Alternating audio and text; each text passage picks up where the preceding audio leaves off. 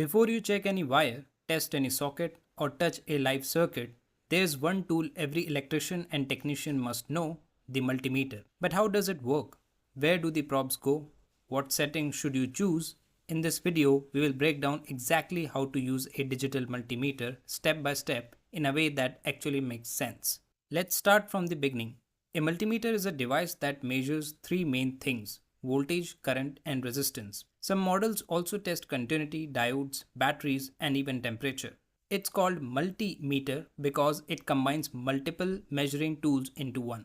Now, before we start testing anything, we need to understand the parts of the multimeter. At the top, we have the digital display. This is where all your measurements appear. In the center, you will find the selector dial. This is the most important part. It allows you to choose what you are measuring, whether it's AC voltage, DC voltage, resistance, or something else. Then we have the probes, one red and one black. These are the two wires you will use to connect the multimeter to the circuit. And finally, the ports at the bottom. Let's start with something simple: measuring the voltage of a battery. Turn the dial to the section with a V and a straight line, that means DC voltage. Now insert the black probe into common and red into voltage ohm milliampere. Touch the red probe to the positive side of the battery and the black to the negative. If the battery is good, you will see a number close to its rated voltage.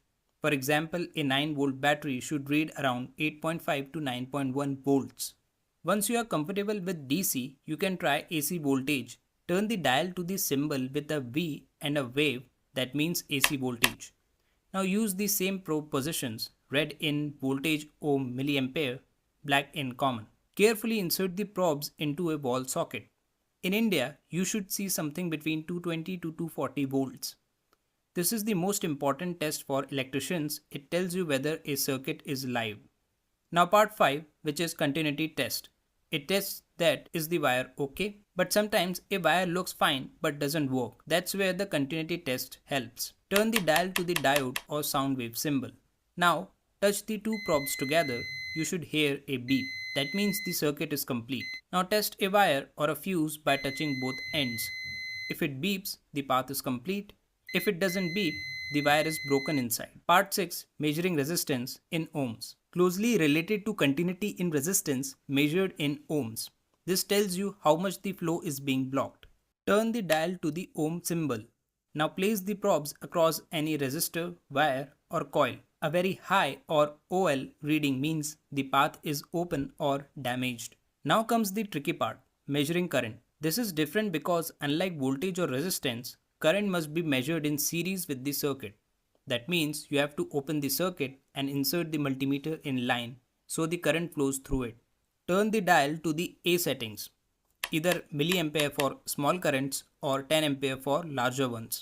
Make sure the red probe is in the correct port. For 10 ampere current, it must be in the 10 ampere socket. Current measurement is very useful, but be careful. Measuring current in the wrong way can damage your meter. Some multimeters also support diode testing. Turn the dial to the diode symbol. Now connect the red probe to the anode and the black to the cathode.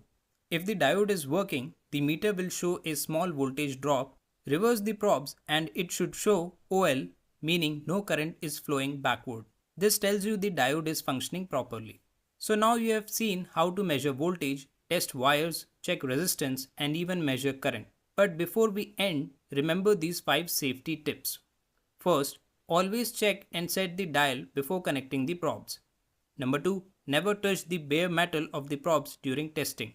Third is, don't test resistance or continuity on a live circuit. Number 4, when unsure about voltage range, start from the highest. And the last one is, use the correct ports. Wrong port, wrong setting can damage your multimeter. Remember this: it's not just a meter, it's your electrical eye. If this video helped you understand the multimeter better, make sure to like it, share it with your friends, and subscribe for more practical electrical videos.